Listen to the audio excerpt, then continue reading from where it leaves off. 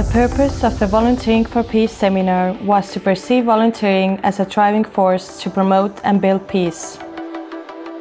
The 5 key competencies we focused on were active listening, nonviolent communication, giving and receiving feedback, critical thinking, and conflict management.